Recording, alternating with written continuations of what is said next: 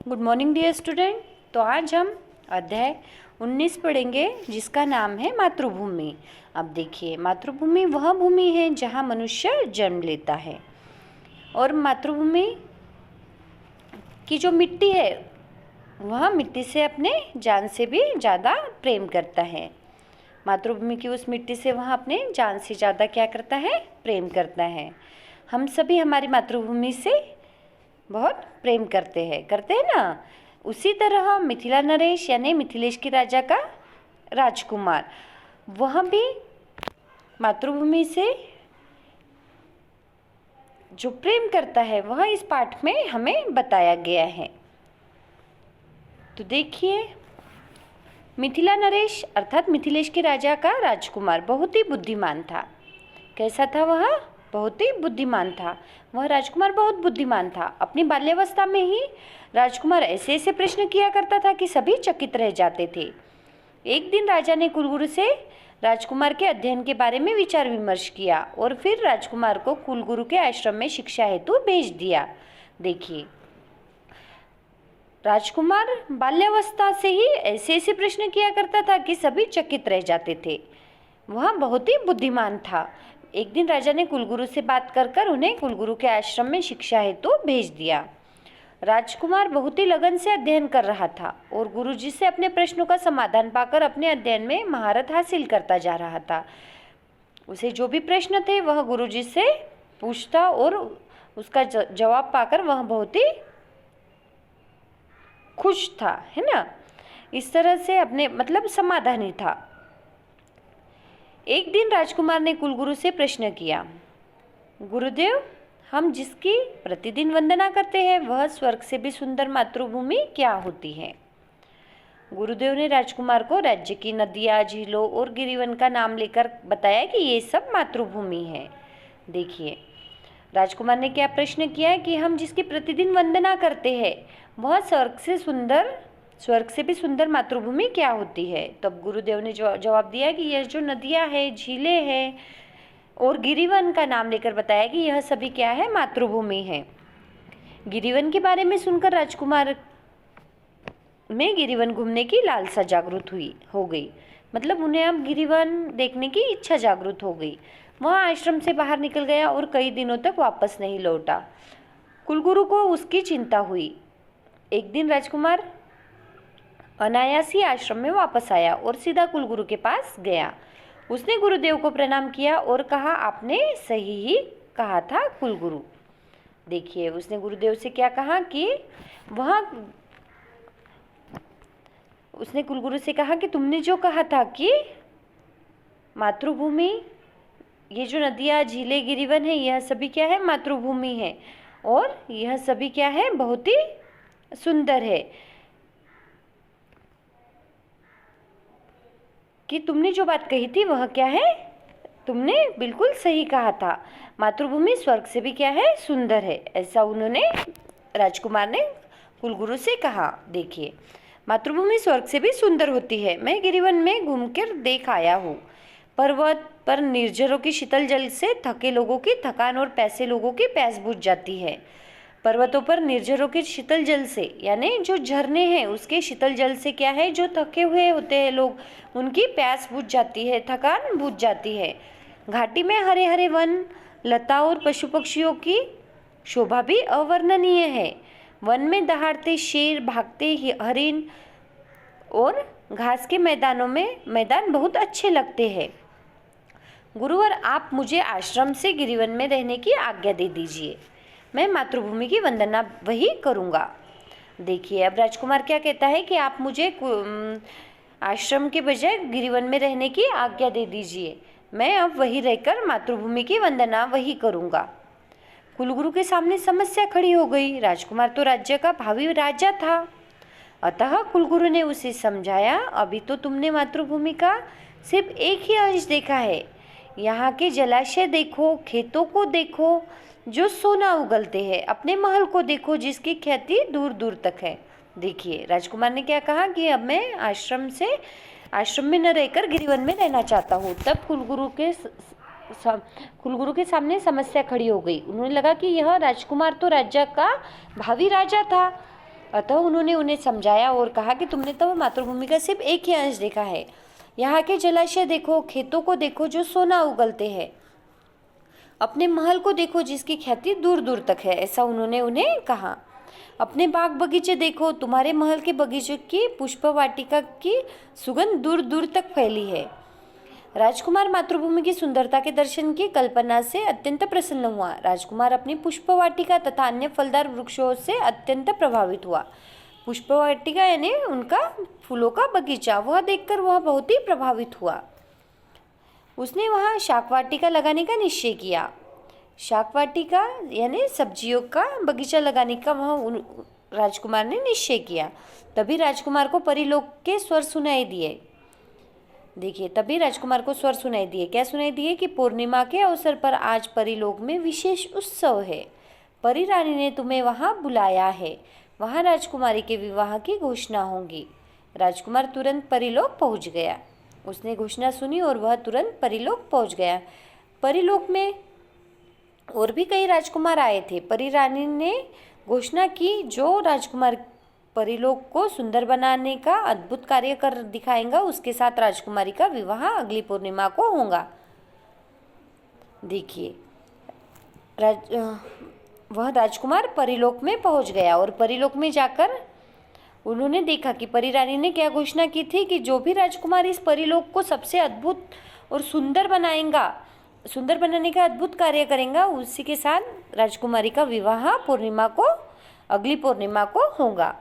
सभी राजकुमार परीलोक को सुंदर बनाने में जुट गए, परंतु मिथिला के राजकुमार ने परीलोक में नदी के किनारे एक सुंदर शाक वाटिका तैयार की, जो अत्यंत सम्मोहक थी। अगली पूर्णिमा को परी रानी ने घोषणा की कि शाक वाटिका अत्यंत सम्मोहक है, उसे तैयार करने वाला राजकुमार मेरी राजकुमारी के साथ विवाह कर सकता है। देखिए, परी रानी ने क्या कहा, राजकुमार ने क्या किया, जो नदी के किनारे एक शाक वाटिका तैयार कर दी, यानी सब्जियों का एक बगीचा वहाँ उसने तैयार कर दिया। और परी रानी ने कहा कि शाक वाटिका बनाने वाला जो राजकुमार है वही मेरी राजकुमारी के साथ विवाह करेगा। उसे तैयार करने वाला राजकुमार मेरी राजकुमारी के साथ विवाह कर सकता है।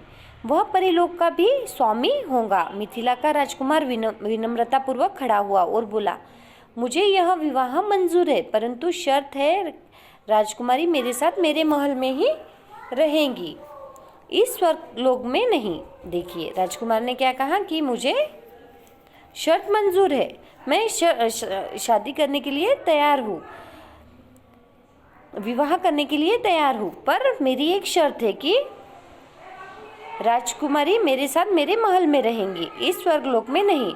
परी रानी बोली, यह संभव नहीं है। राजकुमार ने भूमि की वंदना की और बोला, मेरी मातृभूमि आपके स्वर्ग से सुंदर है, मैं अपनी मातृभूमि को नहीं छोड़ सकता। राजकुमारी ने भी राजकुमार की इच्छा अनुसार अपना जीवन व्यतीत करने की इच्छा व्यक्त की।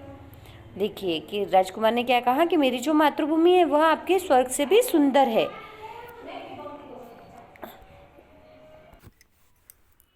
इस तरह से राजकुमार ने कहा कि मेरी मातृभूमि आपके स्वर्ग से सुंदर है, मैं अपनी मातृभूमि को नहीं छोड़ सकता, मैं अपनी मातृभूमि को नहीं छोड़ सकता।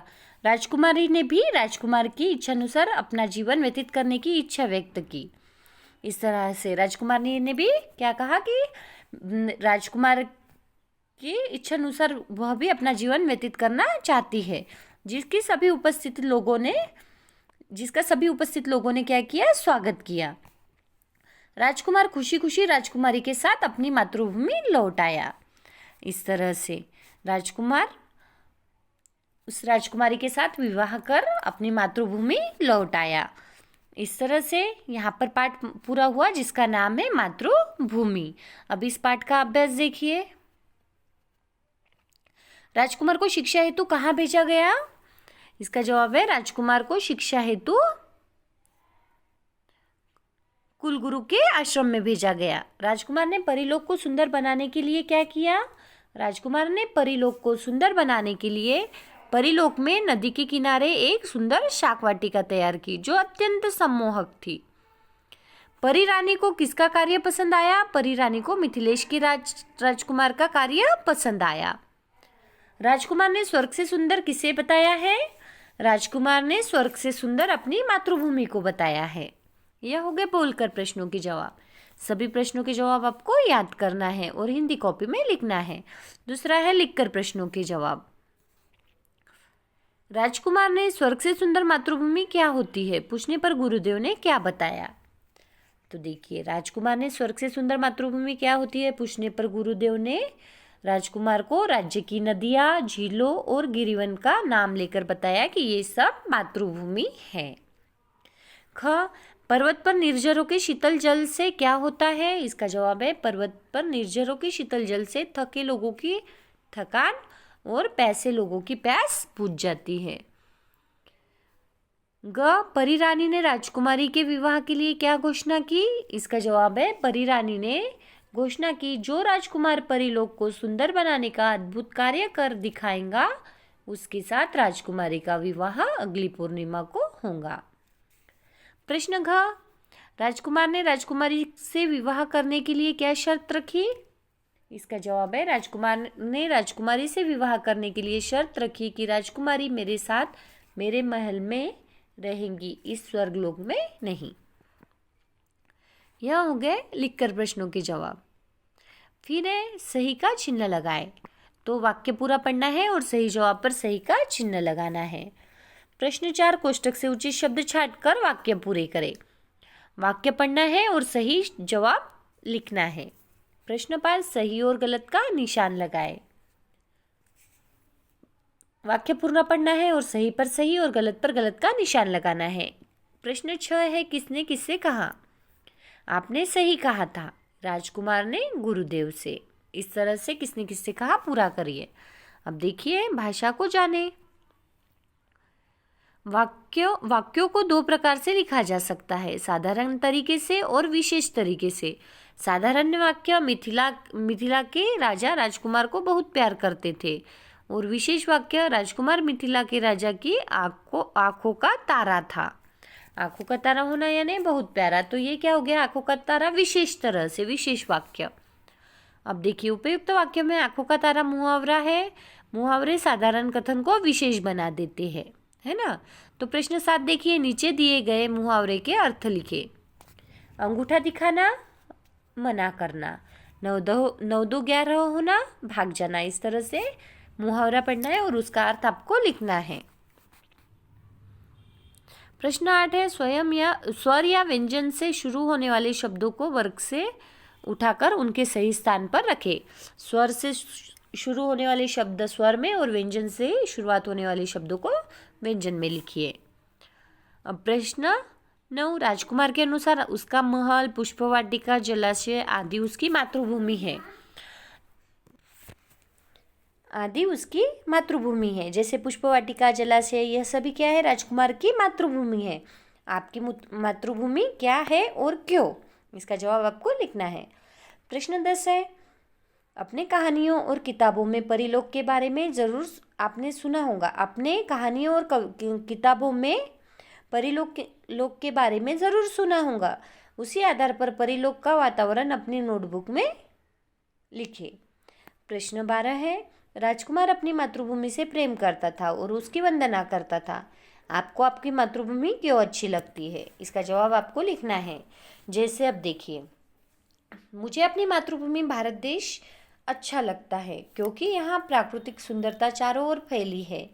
ऊंचे पहाड़, नदियाँ, झरने हैं। हमारा भारत का सबसे चर्चित और विशिष्ट गुण अनेकता में एकता है, जो सबको आकर्षित करता है। तो यहाँ पर हमारा पाठ मातृभूमि और इस पाठ का अभ्यास पूरा होता है। Thank you.